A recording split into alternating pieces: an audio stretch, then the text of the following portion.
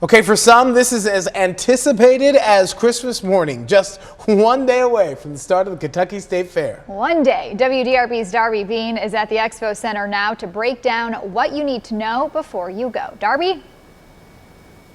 Hey guys, a lot of people are really excited out here. We're already getting a lot of waves and smiles from the crews setting up. Around 500,000 Kentuckians are expected to show up at the State Fair in a traditional year. So that's what organizers are hoping for this year. And I want to give you a look at how things look today out at the Expo Center. We started getting here today a little before noon, and I will tell you a lot of this has been set up since then. When we got here this afternoon, a lot had changed from this morning, and today it's all hands on deck as vendors are getting ready for that big kickoff tomorrow. Incredibly excited. We've been working at what it feels like now 2 years to get to a point where we can have a fully operational fair with some new items, new entertainment, and I think, at least from my personal experience, we're seeing a lot of excitement. It's the final hours and preparations continue. The cleaning, the setup. From the lines of vendors and food options outside. With here we developed a very strong item that is very popular in whole Kentucky. It's called bourbon chicken on rice. To livestock, exhibits, and blue ribbons inside. Today we are pricing the honey from about 20 producers that are all located all across the state of Kentucky for sale at the State Fair. The Exposition Center in Louisville is transforming for Kentucky's 118th State Fair.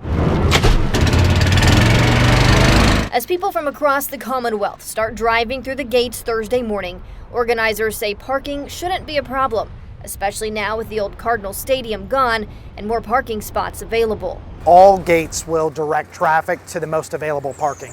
So we'll get you to the closest parking we can get you. For those who Uber or Lyft, drop-off is near Kentucky Kingdom.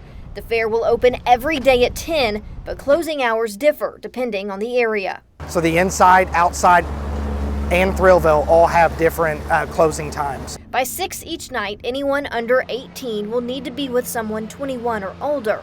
And new this year, a cutoff time for getting in. There's so much to do at the fair that you cannot get it all in within an hour. We will be closing admission to the fair 1 hour prior to closing time every day. Traditionally, this fair brings in more than 500,000 people, and organizers hope to see Kentuckians from all 120 counties. The State Fair will run tomorrow through August 28th. If you're looking for information about exact hours, where to get your tickets, or other information, you can find that online.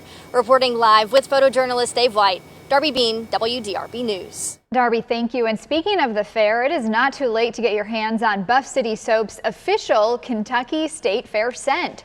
The scent is called Main Squeeze. It highlights the popular lemonade shake-up sold at the fair.